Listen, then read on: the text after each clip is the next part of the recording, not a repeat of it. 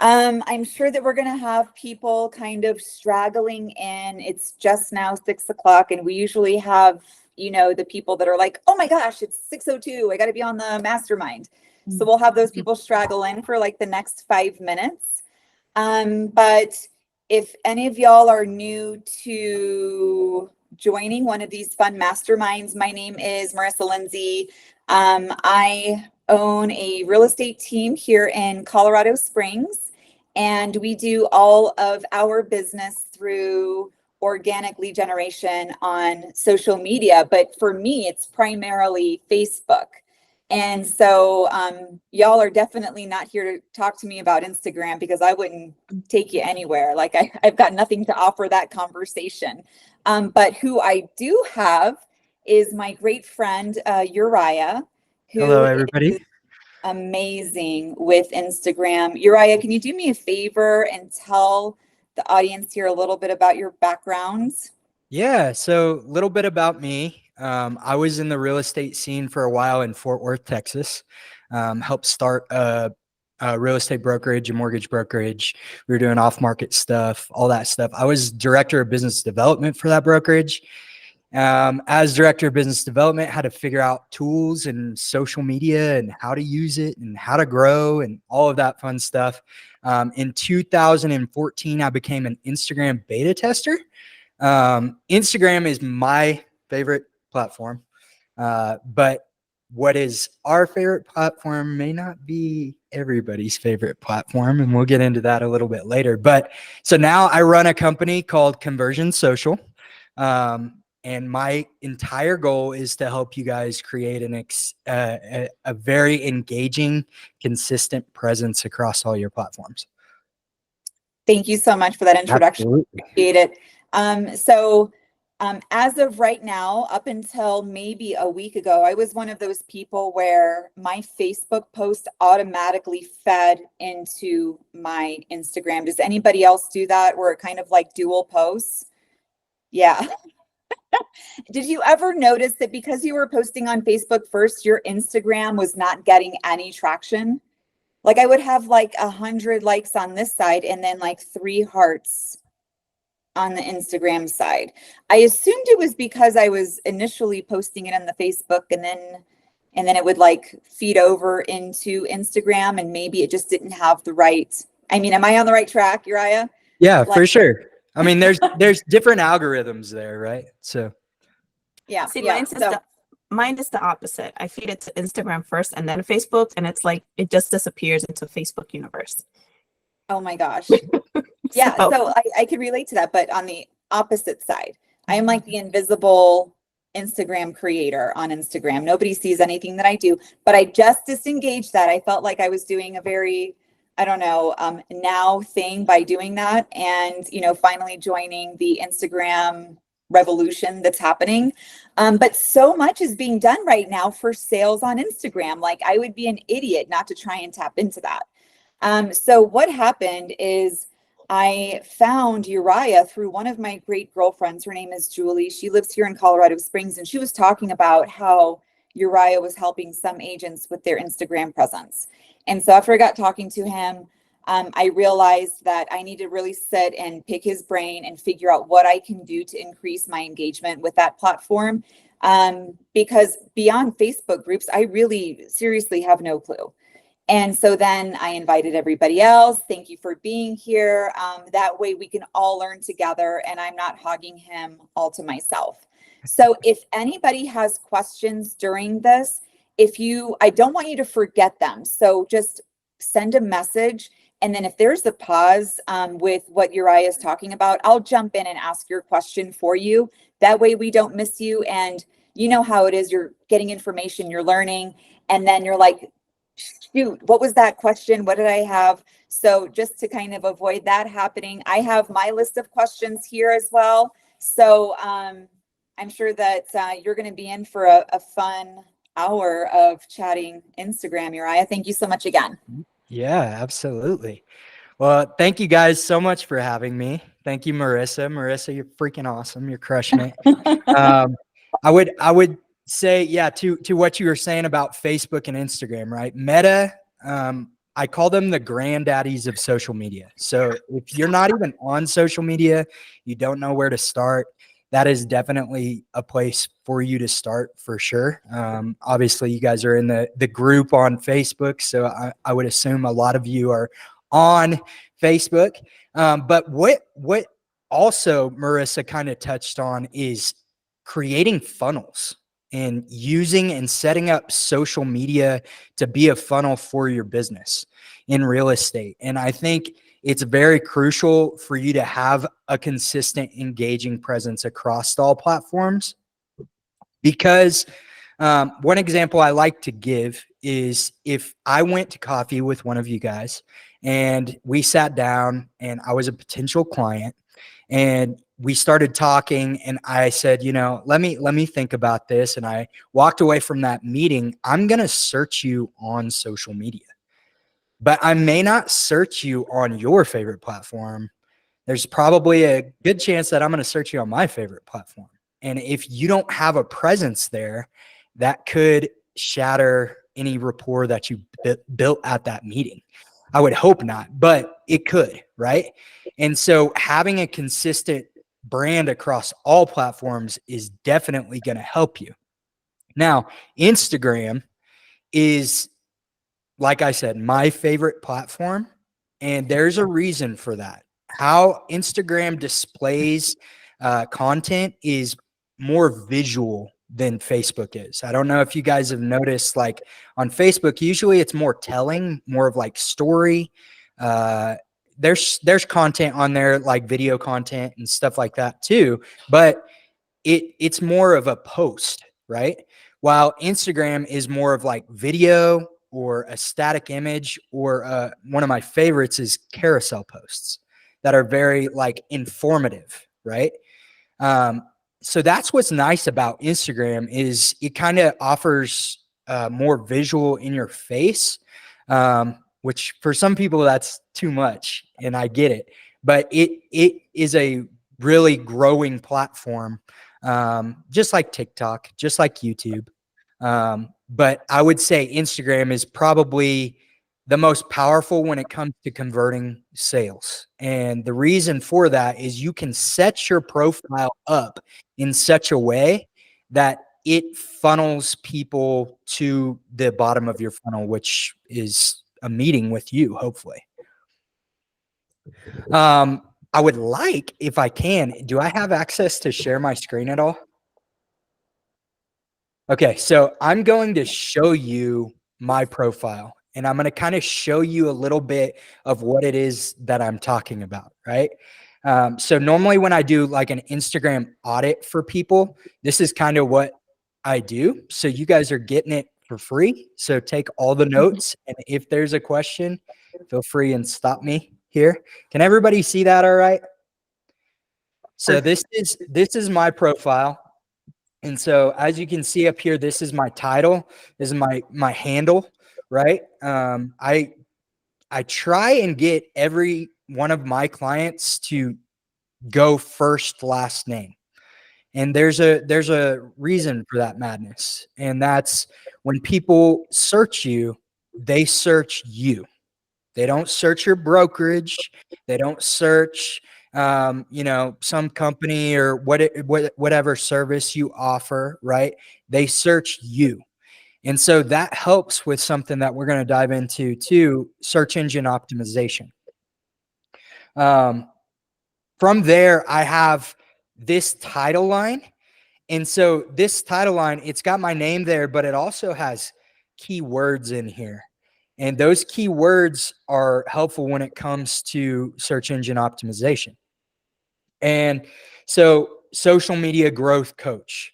So when people search social media or they search growth coach, they're going to come across my profile most likely, because of the keywords that I've chosen, and that gets ranked on the searches within the platform. So let me back up a little bit.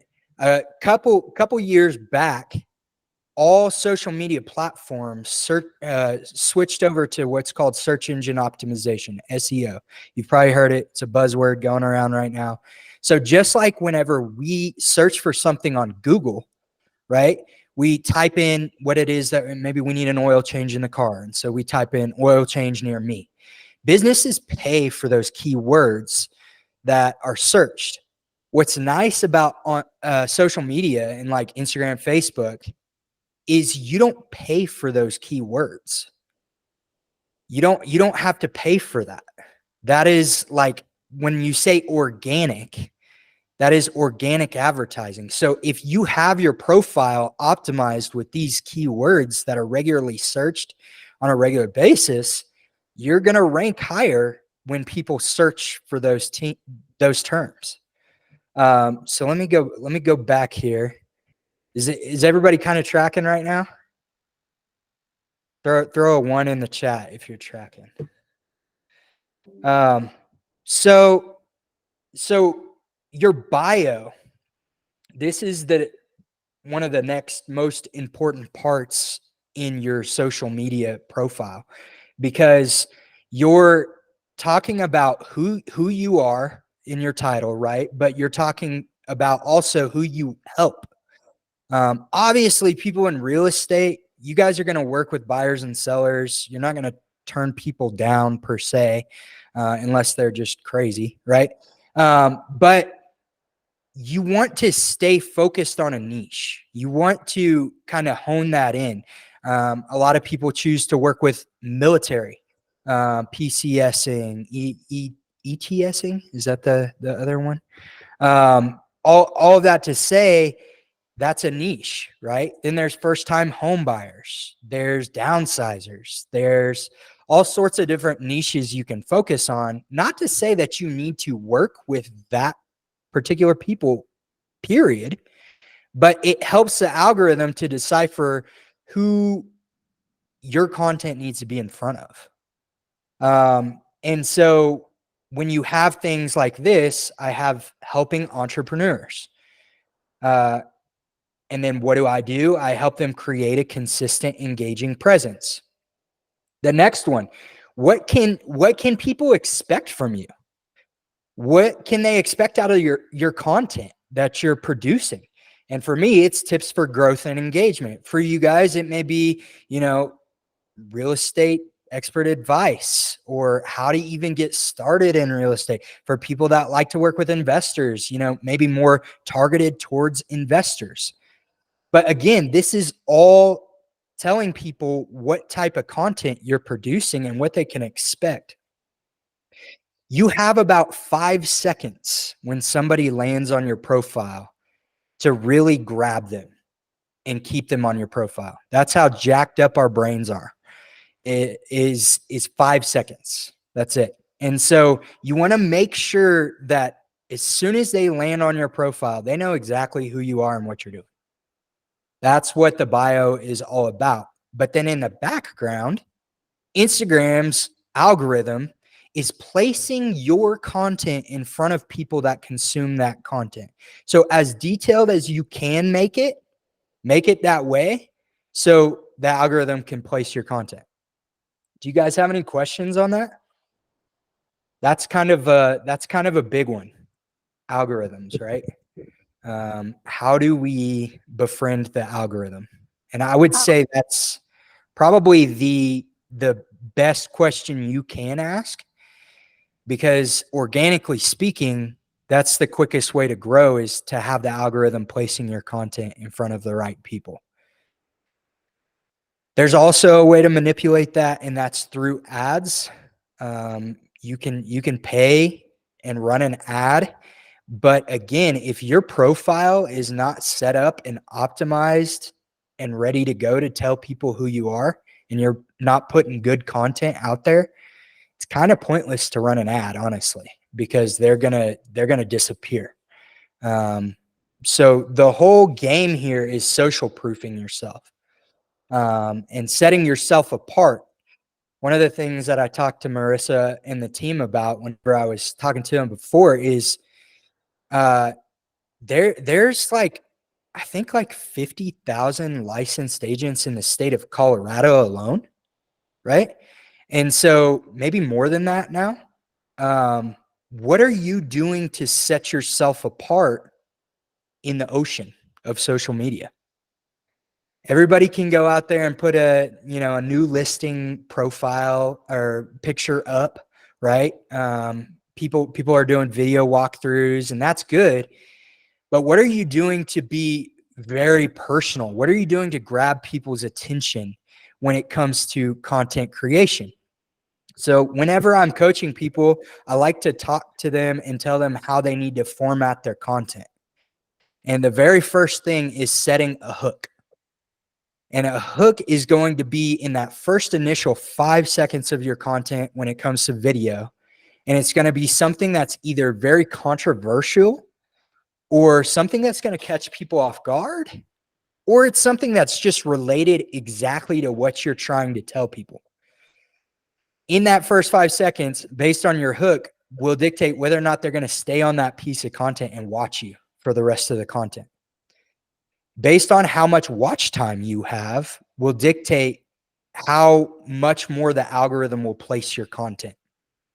So when you make a post on Facebook and Instagram, right, it goes out to 20% of your following. So let me go ahead and debunk I just don't want people to see me all the time. That is not happening. Your post goes to 20% of your following, and based how your following engages with that piece of content will dictate how it goes out from there. So you can also do something that I like to encourage people to do, and that's batching content. So sitting down for like an hour and creating as much content as you possibly can in that hour. And you can repurpose that content and recycle that content over and over and over again, especially if it's evergreen type content. So a lot of people in the real estate space, lending space, you guys like to give top news, like what's happening right now or what's happening right now in the market. And while that's good, it's very short-lived. If you can talk about stuff that no matter what the market is doing, it holds true, that type of content is really going to help your growth. Does that sit well? Do you have an example of something Yeah. like that? So for instance, buyers, right? Especially when it comes to first-time home buyers, they don't know what the heck is going on. They've never been in the market. This is the first time they're ever going to buy a home. Maybe they're not even pre-approved yet, right? So talking about that process is good and chopping it up in short form. So evergreen content would look a lot like, here's how to get pre-approved. And you drop that educational content out for people, right? Something that would be, not as evergreen would be the market for that month, right? And what's producing, how many homes are on the market, all that stuff. That is very short-lived because it's only good for that time. And so if you can come up with something more educational, more adding value, right? You'll hear me talk about that a lot, adding value. If you can add as much value as you possibly can in your content in the short amount of time you can, do it. Because people need help. They really do. They don't know what they're doing. And a lot of them will try and go at it on their own and realize how much of a headache it is. And then you get to, come in and come alongside them and really help them and add value. So do you think that, absolutely, do you think that we should be predominantly posting about just real estate, or should there be a combination? Good question. Yes. So if you're posting regular business all the time, people are going to get burnt out with your content. The rule of thumb that I like to give to people is the 80-20 rule. 80% personal and what you like to do in life, and 20% sprinkled in business, right? So it can be all different types of content too. It doesn't have to just be video. A lot of people think, oh, you need to do video because video is it. On Instagram, especially, static images, carousel posts, they're doing super well right now. I think it was 2 years ago, Reels had like the majority of the content consumed, and the algorithms were placing Reels a lot more than any other type of content. Missouri, the CEO, came out about a year ago and said, we're going to balance that out. So it's more balanced in the sense of your feed probably has static images and carousel posts and Reels. It's not all just video content anymore. And so with that, your static images and carousel posts, you can focus on that. You just don't want to make it too cookie cutter. Marissa's spoken about this a lot when it comes to Canva, right? Anybody can get on there and create a carousel post and it looked phenomenal. But everybody's doing that. So how can you set yourself apart? Well, I'll tell you, here's a little hack with Instagram right now. If you do a static image post, right, talking about a certain topic, or maybe it's showing a house or something like that, and there's text on the screen that's talking about it, right? And then have on the swipe over a video of you explaining that. That content on Instagram right now is blowing up because the post, the static image is the hook, and the body is the swipe over in you explaining what it is that topic is. So that's a huge one. You don't have to just do video. Video does help. Reels is the fastest way to get reach, but you can do different types of content for sure. So, Uriah, we do have two questions. One of them is in relation to what you're just talking about, but the other one is based on what you were discussing before with when you showed us your profile. Yeah. So Fred wanted to know, how do you maximize your bio info with such little characters available? This is a good question. So I have, I call it my mistress. The mistress is ChatGPT. So ChatGPT, you've probably heard about it. It is an AI tool, and you can get into this AI tool and prompt it to create text content for you. One of the things that I do with my clients is I get into ChatGPT and I have it craft a bio around who you are, what you do, and maybe why you do what you do, or maybe an accolade that you've accomplished in your industry, right? And I have ChatGPT optimize it for your target audience. What I just said right there is $5,000. You take who you are, what you do, maybe an accolade in your industry, and you have ChatGPT write out an Instagram bio optimized for your target audience. And when you do that and you say optimize it for Instagram or optimize it for Facebook or what have you, it will give you the correct characters. And you kind of got to play around with it too. There's another website that I want to drop. I'm going to drop it in the chat right now. It's called Answer the Public.com.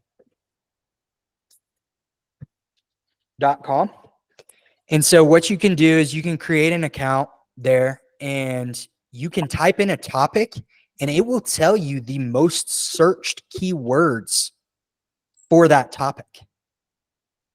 It will also, if you put in a topic, it'll also give you content ideas on what you should be talking about in relation to the most searched items on Google, YouTube, Instagram, Facebook. Does that help? That's insane. Yeah. I have so many questions about that, but that's like probably a whole other like Yeah, that is for mastermind. sure. And then Corey wants to know, and this is a question of mine too. When doing a description of your video, is it best to make it long or short? Because I just like love the copy edit, and I just want to like talk all day on like Right. my little Prince thing. But does that make it less likely to be seen if it's a long? So recently, because of AI and the takeover of AI and everybody using AI, AI tends to craft a lot longer of a post because it's trying to cram in as many keywords as possible so that your content ranks or gets on the explore page or is shown to more people, right? However, that's been picked up by the algorithm and it recognizes that now. So there is like a happy medium. I would try and not make an insanely long post, and I would try not to just throw like 2 words in there either, right? I would say try and keep it to around 300 characters for most platforms. Some platforms are different, right? You've got YouTube, for instance, and you can craft a description as long as you want. And you can also become an affiliate for Amazon and start throwing Amazon links in those and start making a side hustle money, right? So all that to say, like it depends on the platform, but I would say when it comes to Meta, you want to keep it to that 300 character mark for sure. Piggybacking on that, hashtags. Let's talk about hashtags. There seems to be kind of a lot going on around hashtags right now. And I'll tell you from the perspective of being a beta tester for Instagram. So hashtags that was how you got your reach, because Instagram libraryized everything around hashtags. And so different keywords, different hashtag groups and stuff like that. If you did that, you would grow a lot quicker and get insane amounts of reach. Now that's not as important because Meta has switched over to SEO optimization and ranking. It's about the keywords in your post. Back to answerthepublic.com. You can get on there and find the keywords that are ranking, and you can have ChatGPT craft your content with those keywords in there. So all that to say, if you're gonna do hashtags, I would limit it to like 5 and make them very focused, like very focused on what you're trying to do. If you're going to play the hashtag game, I would urge you to lean more on the SEO keyword side of things, because that's where the algorithm is pulling information more than hashtags. Any other questions? Justin wants to know, how would you best use hashtags now that IG only prefers around 5? Oh, Yeah. And then Mike wants to know how often he should be posting when you're done with that one. Perfect. So Dibs, just to answer your question there, how would you best use hashtags? There are some analytical groups out there and some different research on, you can Google on different hashtags to use for your industry. The higher followed and searched and used hashtags tend to do better, just because that's where everybody's at anyways, and that's the type of content everybody's putting out there. But I would also encourage you to craft your own hashtags so that your content can be seen easier by your following, and tell people to search and maybe even in your community groups, right? Like hashtag whatever that hashtag is, so people can see it more, and it builds that sense of community and that exclusivity, right? So I hope that answers your question, Mike. Just how often should you be posting? I think there's some good talk here too, because there's some gurus out there that seem to think that you need to be posting every day and multiple times every day, and that cannot be further from the truth. Until you become an Alex Hormozy or a Gary Vee or a Grant Cardone, there's no reason you need to be putting out that much content on a regular basis. Whenever I bring on clients, I start on a three post per week. And the focus, again, is SEO keywords and the quality of your content. And what type of content it is. Is it short form? Is it long form? So I would say between 3 and 5 times per day, or 3 and 5 times per week, sorry, on how often you should be posting. However, when it comes to stories, so stories is different in the sense of, this is kind of where everybody kind of is almost like a peeping Tom and checking in on everybody's life, right? They're like checking out everybody's life through stories, and that's at the top of the profile, right? And they're short, usually 60-second clips of what that person is doing throughout their day. Maybe it's going and getting their coffee. Maybe it is a video. Maybe they shared their reel to their story. Maybe it's a poll asking a question to their target audience or their audience to kind of get some feedback on what type of content they should be posting, right? I would say with stories, you want to do about 3 to 5 per day. And what this does for you is it keeps you relevant at the top of stories. And whenever you post a story, you will be shifted up to the front. So am I saying when you go on your vacation, you need to, make sure that you're still hitting all these stories? No, I'm not. Live your life. Like, let's have quality life here and not live on social media, right? But it will help the algorithm feature your content on a more regular basis. So when it comes to stories, 3 to 5 per day. When it comes to like static images, carousels, and reels, I would say 3 to 5 per week. Does that help? Cool. More questions here. I see them pouring in. Okay, per day. Should you hashtag your stories? Maybe not as much when it comes to hashtags and stories, because now you could, if it's a certain topic and you want to stay on that topic and you want everything to be relevant on that topic, it may help you. But I would say stories is getting placed in front of your already following. And it's the most intimate way to communicate with your already following. You're not really trying to gain a whole lot of reach on your stories. You're just trying to provide quality content for your already following. It's a nourishment effect. So I wouldn't say you necessarily need to do hashtags in your stories. But the more engaging your stories are, the more likely people are going to keep coming back for more, right? Uh-oh. I think you're muted, Marissa.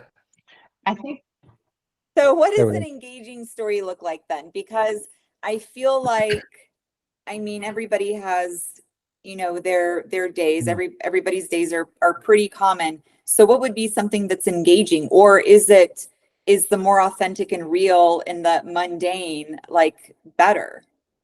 Yeah. So it's kind of interesting, us as human beings. We tend to like to watch people just in their daily life and they're ragamuffin going through the process, making stuff happen. And so really it is the raw and real factor that is heightened. And that's what people want to see. They don't want to see a fancy set, super over videos or anything like that. They want to see raw and real you. And so even just going to Starbucks to get your coffee, if you drink that, I'm sorry. I'm a coffee snob. If it's going to the gym and you're hitting your set real quick. Maybe it's closing at the contract table, right? At the title company. Like taking that type of video and pictures and stuff like that, just kind of leaving breadcrumbs, if you will, throughout your day. That's the type of content that does super well. A lot of you may remember, you know, a few years back, vlogging was the thing. Like if you weren't vlogging, you weren't living your best life. And everybody bought a Canon camera. Everybody was filming their own content, walking through life, doing their thing. And that is kind of how stories have become. It's almost like your daily vlog. It's almost like the daily check-in. Like, hey, everybody, I just want to update you on this, or check this out. Look at this sunset. Like sharing your day with people, right? So that really helps you build a resilient community where people are going to continue to engage. But also, when it comes to engaging stories, there are stickers. You may have seen like the little sticky note up in the top when you're editing a reel or crafting a story, right? And those stickers, there's different things. There's like polls. There's sharing your content. There's questions. Those stickers actually help you out a lot, because whenever somebody clicks on the poll and votes, right? Or when somebody asks a question, this is telling the algorithm that your content, that story, is absolutely crucial. People are engaging with it. They're literally tapping the screen. They're sitting on it for a little bit longer. They're gaining value from it. And so that is a huge piece when it comes to creating engaging stories. And also, you talked about, Marissa, right at the forefront, sales on Instagram. A ton of people are making a ton of money through selling through stories and making their stories a mini funnel, in essence, where you're leading people to setting up an appointment call with you or buying a product or something of that nature. And stories is a good place to start when you're trying to hit your already following. I think everybody on this call would agree with me when I say referral business is the best business, right? And the reason being there is when you start out in real estate, or maybe you've been going at it for a while and you get a new client, you have to build their trust. And it's some work there, right? Because they're out there shopping the market. Oh, I'm going to interview this agent and this agent and this agent and figure out which agent I want to go with, right? When you get a referral, that trust is already built. There is no wall there to kick down anymore. Like maybe a little bit on certain factors, but for the most part, their friend told them about you and they know that they can trust you. Stories when it comes to referral business. I've heard some crazy stories when they just put it out there. Hey, tell your friend about me. There was that trending reel that was going around for a while that was tell your friends to pull up, you know, when it comes to using you as the real estate agent or small business or whatever it may be, right? So asking for the referral, the art of ask, right, is constant in the entrepreneurship journey in real estate, asking for that business to your sphere. Is that sitting well? So let's see here. Dibs. Am I missing some here? Which ones should I go to? Yeah, we've got a couple questions there for you. Looks like we have, should you take I'll throw all three at you and then you just decide which direction you want to go. Okay. If you take a posting break for a vacay, does that crush your momentum and the algorithm from Dibs? from Yeah. Cobb.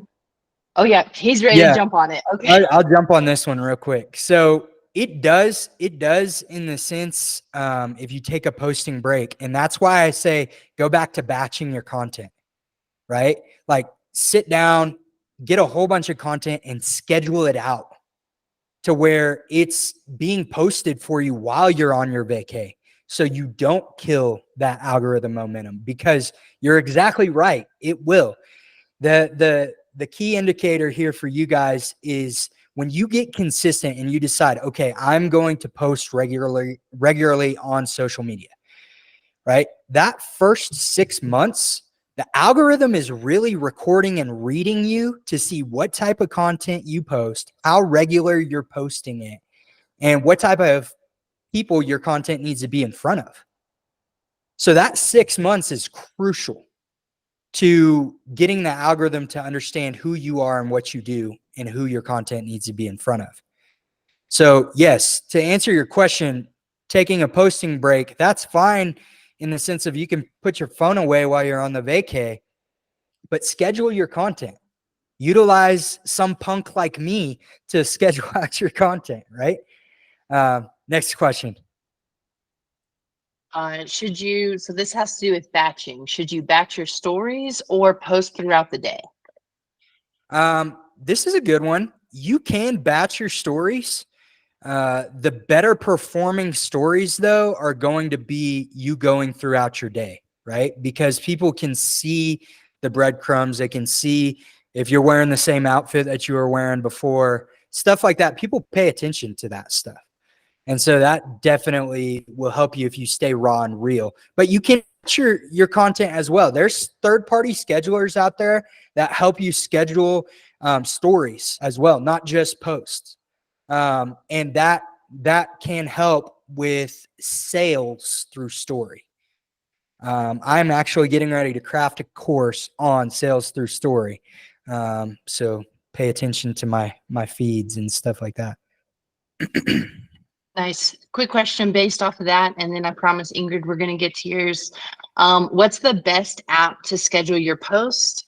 Andrea has been having her post glitch when she schedules them through Instagram. So you have another great referral Yeah, there? so I would definitely say using Meta Business Suite, and this is something that I talked a little bit about in the past too, is metadata. And this may go over a lot of your guys' heads, and you can punch me in the face later. It's all good. So metadata, when you make a post, behind that content, behind that description, all of that, there is a strand of data. It's a code. And this is called metadata. And so what happens when you use third-party schedulers, what happens when you use, other programs to monitor your comments and stuff like that, is it adds additional metadata to that strand. When you use Meta Business to schedule your posts on Facebook and Instagram, for instance, the algorithm rewards you based on your metadata because you're utilizing their application to schedule your content out. And they also share like active times, when you should be posting, when you're already following is on the app more times than others. And so being able to utilize that information for growth is amazing because it's just like handed over to you on a silver platter. So the apps though that I do use for bigger accounts that have multiple, platforms that I'm managing that are outside of Meta and stuff like that. One I recommend is you put it in the chat there later. It's a very good application to use to schedule. However, if you're just focusing on Facebook and Instagram or even YouTube, for instance, use YouTube Scheduler. Use Meta Business for Facebook and Instagram because it's only going to reward you. Great. Thanks for that. see, we got two questions. This is a great question. I think a lot of people have it. And it has to do with, again, balancing the personal versus the business. Yeah. So it asks, do you recommend two separate accounts? And then as far as leveraging the stories, again, what's the balance between personal and business? That's a good question. So when it comes to the actual profile, right? When it comes to having a business profile and a personal profile, I think it's very to your benefit to have both because you're taking up a footprint on the interwebs, right? So some people search in business sections, some people just search in their personal section. So having that space on both, I believe, is crucial. When it comes to Instagram, not as much, unless you just do not want to have it, coming together, which some people are like that, and that's okay. You might have them separate, but for the most part, I try and encourage my people to just have one account on Instagram for one funnel, for one point of interest, right? And so when it comes to utilizing your content on both platforms, when it comes to business content, post that on your business. And if it's something that you want your personal people to see, you can always share it from your personal profile, from your business to your personal. And that actually only helps growth on your business page too, because John Bow sees you and he sees your post on your personal page and he sees that you have a business page there. And so he navigates to the business page. Oh, that's cool. I'll like that. So it helps your growth there. When it comes to stories, stories should be very much just personal and about your day, unless you're creating a sales breadcrumb, right? So what I mean by breadcrumb there is having an engaging story, and then it leads them to want to see what is coming next, right? And so they go to your next story, and then they go to your next story, and ultimately it funnels them to a page to get in contact with you or set up a call or schedule an appointment, right? So that stories, you can kind of do both, really. There's not really a rule of thumb when it comes to stories and what type of content you should be posting. However, if you're just doing all business and all sales all the time, people are not going to watch your story because you're in their face and you're just trying to sell them all the time. And people don't like that, right? So making sure that you balance it out with some personal content. Also, a really key point, this just came out. When it comes to stories, the algorithm really wants you to let your stories run out. So 24 hours is how long your story exists in the story section. You can highlight it and save it. That's another topic for another conversation. But when your stories go up, they're on there for 24 hours. And Instagram especially wants you to let that story run out so it can recalibrate. And when you go to post again, your reach will actually increase because you've let it run completely out. So that's something to keep note of, especially when it comes to, like, if you are doing a sales story, right? If you are doing some sort of funnel in your story, letting that run for the 24 hours, let it run completely out before you then start doing some personal day, right? A day in the life or whatever. Does that help? Sweet. Are there any other questions there? I have another one. Okay. Shoot. So I don't love video. I'm Yeah. really good at print, hate video. But I also, I know I need to do reels, but I don't want to do reels. So is this something that you offer?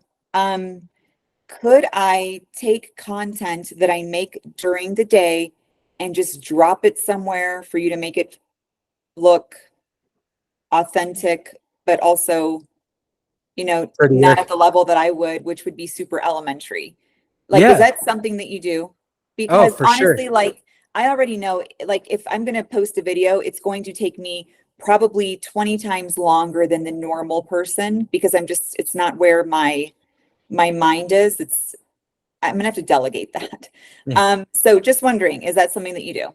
Yeah, totally. So I actually have clients that will record a video throughout the day, maybe while they're driving, dead space, dead time. Maybe you're waiting for a client at a coffee shop to meet them, and you're just like, you know what, I'm gonna bust this video out real quick. But then you're like, I don't know how to edit it all and do the text overlay and how do you make it all fancy, all that stuff. So what they do is I set up a Google Drive folder, and they have access to it and they drop it in there. I literally take it out, put it in my editor. I do all the editing, all the text overlay. If they want music behind it, I'll put music behind it. However, trending audio's your friend on Instagram. Trending audios are your friend on Instagram. So, and if you have a creator account on Instagram, you can go into your professional dashboard, and down at the bottom, there's actually a section for trending audios. So you've probably seen a lot of reels out there. Hey, use this trending audio. Hey, do this, do that. You can actually find that data yourself in your own professional dashboard in the trending section. But yes, to answer your question, Marissa, I can totally do that. And I offer, 30-minute consultation free. So everybody on this call here in a little bit, I'll drop links in there. And you can totally take advantage of that and schedule with me because it's free. So any Okay. other questions there? I think we have two more questions. Okay. One is pretty straightforward from Corey. How do you make Insta from a personal to a business account? Oh, perfect. And then Justin has a question about cross posting.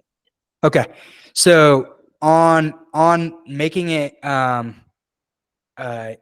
Insta your personal account to a business account, one thing I would urge you guys to do is actually don't make it a business account, make it a creator account. And how you do this is if you go into your settings, there should be a section in there where you can change the account type. And when you click on account type, you can choose between having a business page or a creator page or a personal page. So I think initially it asks you if you want to turn it into a professional account. And so you would select professional account, and then it gives you the option to select creator or business. Why creator? Uriah, why do you want me to be a creator? So the reason why I want you to be a creator is because these platforms cater to the creators. And so when new features are released, they go to the creators first. And the creators then get to play with them and use them. And when you use new features, the algorithm rewards you. So when a new feature comes out, or there's kind of like a trend, I always tell people the trend is your friend, right? So do it. You use that new feature. Integrate it in somehow to your story or to your reel or however you see fit. Because they will reward you for that, for sure. What's the other question there? It's going to be about cross posting. Justin asks, do the watermark removers actually remove the metadata, or just Justin's getting in the weeds here, or is using an app's native tools much more beneficial for reach? Let's go, Justin. We need to go for coffee, Justin's a bro, and just personal nerd call. out. Let's go. So good question. Watermarks are your worst enemy. I don't know how else to say it. Because the algorithm is scanning for that type of Watermark, and whenever it sees, say for instance, you post from TikTok to your Instagram, and there's that TikTok logo on Instagram, guess what the algorithm does? Knocks that thing down, and you are not getting engagement at all. You are not getting, good comments or anything, because that algorithm has chosen to, some people call it shadow banning. Ultimately, you're just advertising TikTok on their platform. The whole goal of social media is to hold your attention on their app, because that's how they make money. And so whatever application you're on, you want to make sure that you're using those features and promoting that app more than the other app. So to the point there, I would try and get the watermark off. There's a couple sites out there. One is snapinsta.app, where you can download Instagram videos, TikTok, snaptic.app. And what you can do is you can take the URL of that video, paste it into this downloader, and it will remove the watermark for you. So then you can take that same piece of content and repurpose it on different platforms. I hope that helps. That's awesome. And then this is good, I think, to kind of finish out, Yeah. unless Marissa wants to help, tie the knot on it. Greg asked, are there any good reference sources for us? Which you've mentioned a few already, really good ones, but obviously, you're going to be a great resource as well with that free 30-minute call. Yeah, That's for sure. gold. Yeah, so I'm gonna drop it in the chat right now. You guys go ham, go schedule as quick as you possibly can. This has got a video of what my company Conversion Social can do for you, and I also have my contact info there, and I also have the link to the free 30-minute consultation. Resource wise, man, I would just stay in the apps and see kind of what's happening. I'm fortunate enough, again, to be Instagram beta tester, and a lot of the meta platforms kind of overlap. So usually when something's released on Instagram, shortly after that, you'll see it on Facebook, or vice versa. And so I get to know like 3 weeks in advance before a release happens. So like Threads, for instance, on Instagram, when that was released, I was on it 3 weeks before, working out all bugs and figuring out how creators could best utilize Threads as an application.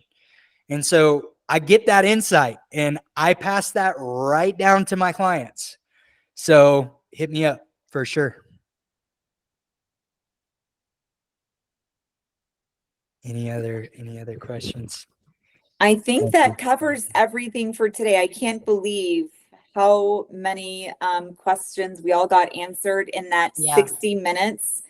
Amazing use of my time this evening, that's for sure. So Uriah, I seriously appreciate you so much for Well, y'all, thank you his guys girlfriend so is much. really sick right now, and he's spending his time here teaching us and guiding us and how to make our businesses and social media presence better. Like, the way that I look at it, as long as we are not cold calling and door knocking and finding like fun, creative ways to integrate ourselves with the community around us, like that is all what I'm all about. And I feel like, and I'm pretty competitive, so I'm going to do my best. Let's see how far I can take my Instagram in 30 days. And I'll funnel it back into the Real Estate for Introverts group and see what I can do. But y'all, if you want to do something like this again, where we go further in depth, just let me know, send me a message, and I'll see if I can talk Uriah into coming back out for sure. because I This has think been a you guys blast. have a lot of questions. Oh, we already have somebody. Megan says yes, please. So so thank you so much, Uriah, and thank you all for coming out and sharing this information with me. I really appreciate it. It's good to see everybody. Thank you. Thank you. Bye, everybody. Have a good night.